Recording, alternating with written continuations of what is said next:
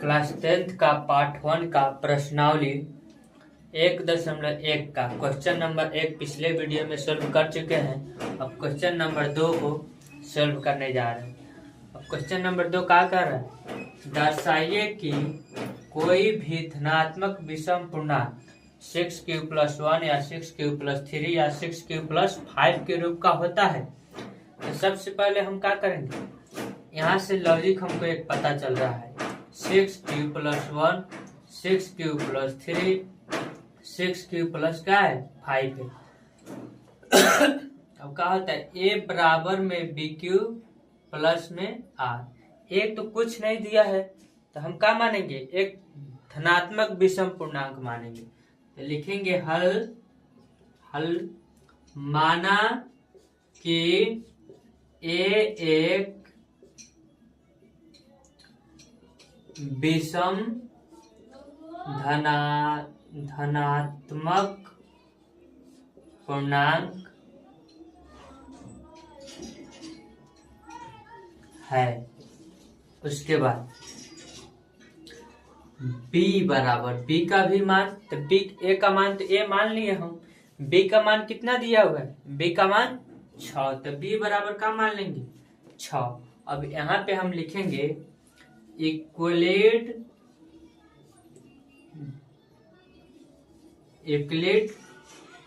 विभाजन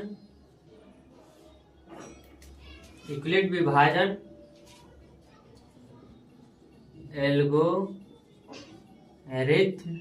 से, या यूक्लिड विभाजन परिमेय से भी हम लिख सकते हैं, उससे कोई दिक्कत नहीं। तो यूक्लिड जी क्या कहे थे, a बराबर bq + r, जहां a बराबर bq + r, जहां r का जो मान होना चाहिए 0 से बड़ा या बराबर होना चाहिए और b से हमेशा छोटा होना चाहिए। अब b का मान तो 6 मान लिए, अब r बराबर हम निकालते हैं, r का मान कितना रखेंगे, r का मान हमेशा चाहिए हमको b से छोटा, तो b का मान कितना है 6 है, तो 6 से छोटे रखेंगे तो 0 हो सकता है, 1 हो सकता है, 2 हो सकता है, 3 हो सकता है, 4 हो सकता है और 5 हो सकता है। इससे ज्यादा 6 नहीं जा सकते क्योंकि r का मान हमेशा b से छोटा होगा।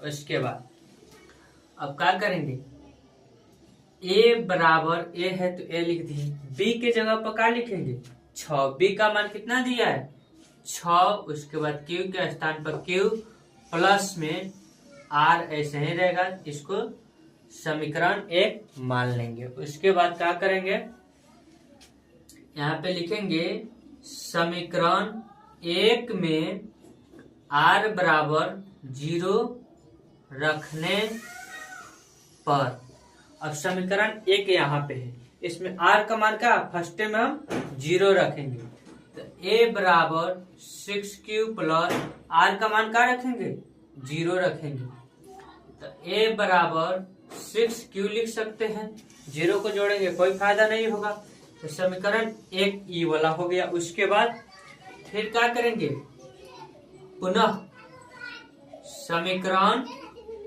1 में r बराबर अब क्या रखेंगे 0 तो रख दिए, उसके बाद क्या रखेंगे 1 रखेंगे, 1 रखने पर अब क्या होगा, समीकरण 1 यहाँ पे है, तो a बराबर 6q + r का मान अब क्या रखेंगे 1 रखेंगे, 1 रख दिए तो क्या हो गया समीकरण 2 हो गया। अब यहाँ पे आते हैं, फिर लिखेंगे पुनः समीकरण 1 में r बराबर 2 रखने पर, अब फिर r का मान 2 रखेंगे, तो समीकरण 1 यहाँ पे है, a बराबर क्या होगा 6q प्लस में r का मान कितना रखेंगे 2 रखेंगे, उसके बाद इसको समीकरण 3 मान लेंगे।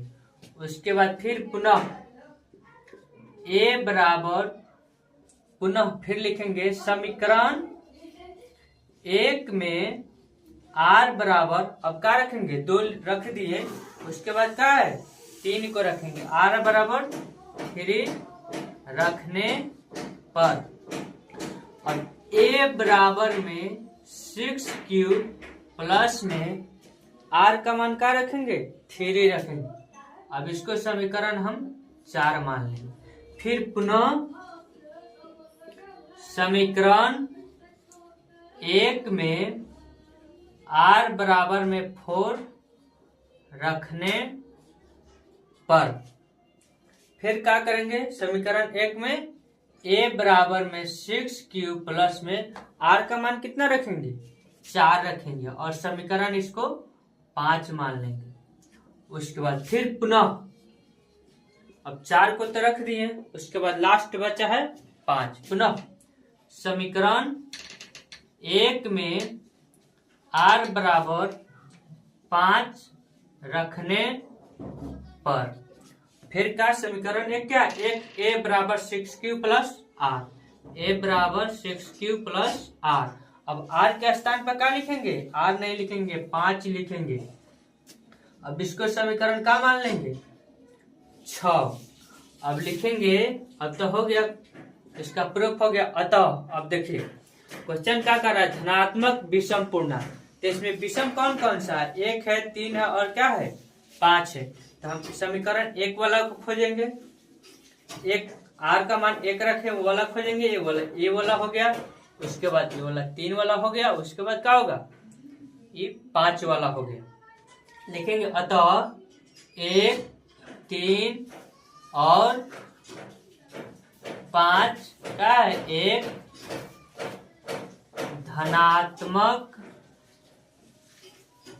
धनात्मक विषम पूर्णांक है। अब उसके बाद लिखेंगे, इसलिए इसी को उतार देंगे यहाँ पे, 6 क्यू प्लस 1 या 6 क्यू प्लस 3 या 6 क्यू प्लस 5 के रूप का होता है। अब क्या करेंगे, ये वाला क्वेश्चन 1 नंबर सोल्व हो गया। अब दूसरा नंबर क्वेश्चन सोल्व करेंगे, इसके आगे 3 नंबर है, 3 नंबर वाला सोल्व करेंगे। चले स्क्रीनशॉट ले लीजिए, उम्मीद करते हैं जो स्क्रीनशॉट ले लिए होंगे। अब मिटाते हैं, अब तीसरा नंबर क्वेश्चन हम सोल्व करते हैं। तीसरा नंबर क्या कह रहा है क्वेश्चन,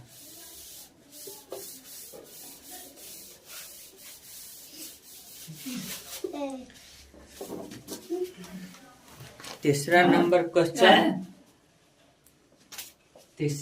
क्वेश्चन क्या कह रहा है, 3 नंबर में किसी परेड में 616 सदस्य वाली, किसी परेड में 616 सदस्यों वाली एक सेना यानी आर्मी की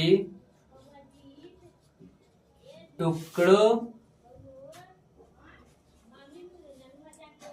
को 32 सदस्यों वाले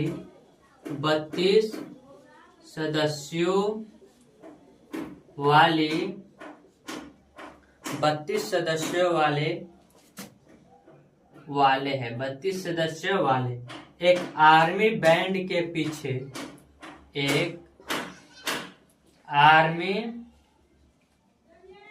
बैंड के पीछे मार्च करना है। आर्मी बैंड के पीछे मार्च करना है। उसके बाद क्या कर रहा है, दोनों समूहों को समान संख्या वाले, दोनों समूहों को समान संख्या वाले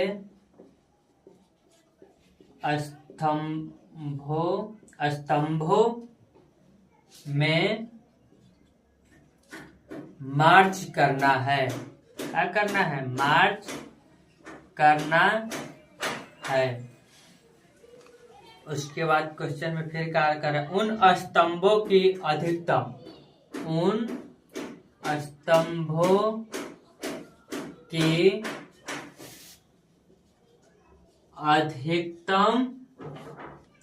अधिकतम संख्या क्या है? संख्या क्या है जिसमें वे मार्च कर सकते हैं? क्या कर सकते हैं? जिसमें वे मार्च कर सकते हैं। अभी क्वेश्चन कह रहा है इसे बनाने के लिए कि इसी परेड में 616 सदस्यों वाली एक सेना आर्मी की टुकड़ों को 32 सदस्यों वाली एक आर्मी बैंड के पीछे मार्च करना है। दोनों समूहों के समान संख्या वाले स्तंभ में मार्च करना है। उन स्तंभों की अधिकतम संख्या क्या है जिसमें वे मार्च कर सकते हैं? जहां भी अधिकतम दिखे, अधिकतम का मतलब क्या होगा? HCF निकालना है। अधिकतम जहां भी है वहां पे HCF निकालना है। अगर न्यूनतम रहे वहां पे क्या करना है? LCM निकालना है। तो अधिकतम कह रहा है तो HCF निकालेंगे। अब यहाँ पे मान हल लिखेंगे। माना कि परेड में कुल सदस्यों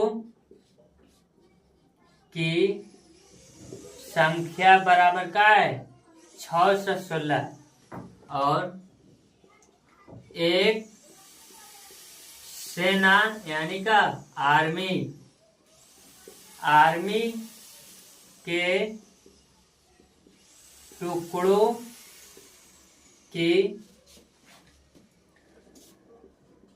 सदस्यों की संख्या बराबर कितना है? 32। अब इसको यूक्लिड विभाजन प्रमेय द्वारा क्या करना है? बनाना है। अब इसको हम क्या करेंगे? सबसे पहले जो बड़ा होगा उसको A मान लेंगे। A इसमें कौन है? बड़ा होगा जो A मान लेंगे। तो 616 और B बराबर कितना होगा? 32 हो जाएगा। अब इधर यूक्लिड विभाजन वाला तो पढ़े हुए हैं, भाग कैसे देना है? तो 32 में 616 से भाग देंगे। तो क्या लिखेंगे? 32 से कम 32 घटाएंगे कितना आएगा? 296। फिर क्या करेंगे? भाग देंगे। 9 बार में लगेगा, 9 दूना 18 का 8 हाथ में 1 9 का 27 1 28। अब 16 में से 8 किया, 8 बच गया। उसके बाद 8 में से 8 खत्म, 2 में से 2 खत्म। अब इस संख्या को यहाँ पे उठा के ला देंगे 32। अब फिर भाग लगाएंगे, 8 चौके 32। यहाँ पे शेष का आया? 0 आ गया। अब हम यहाँ पे लिखेंगे चरण, पहले लिखेंगे यूक्लिड विभाजन एल्गोरिथम से, यूक्लिड विभाजन एल्गोरिथम से। अब यूक्लिड विभाजन जी क्या फार्मूला दिए थे? A बराबर में BQ प्लस R, जहां R का मान होना चाहिए 0 से बड़ा या बराबर, 0 से बड़ा या बराबर R का मान, और B से क्या होना चाहिए? छोटा होना चाहिए। क्या लिखेंगे यहाँ पे? चरण 1। चरण 1 में क्या कर रहा है? इसको बोला जाता है A और इसको B बोला जाता है, इसको Q बोला जाता है, नीचे वाला जो भी आएगा उसको R बोला जाता है। तब इसमें A क्या है? 616 है। तो 616 बराबर में B का मान कितना है? 32 है, 32 लिख देंगे। उसके बाद गुना Q का मान कितना है? 19 है, 19 लिख देंगे। उसके बाद में प्लस R का मान कितना आया है? 8 आया।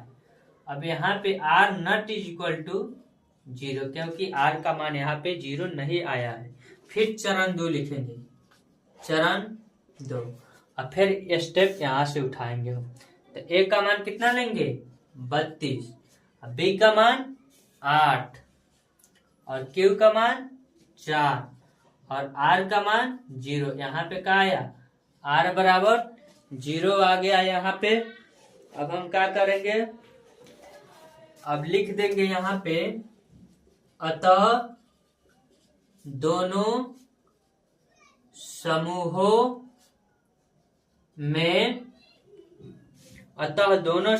में मार्च करने वाले सैनिकों की संख्या जो है कितना है 8 है। आंसर हो गया। तीसरा नंबर भी क्वेश्चन बन गया है, इसको स्क्रीनशॉट ले लीजिए। उम्मीद करते हैं स्क्रीनशॉट ले लिए होंगे। अब चौथा नंबर क्वेश्चन इसके सॉल्व करते हैं।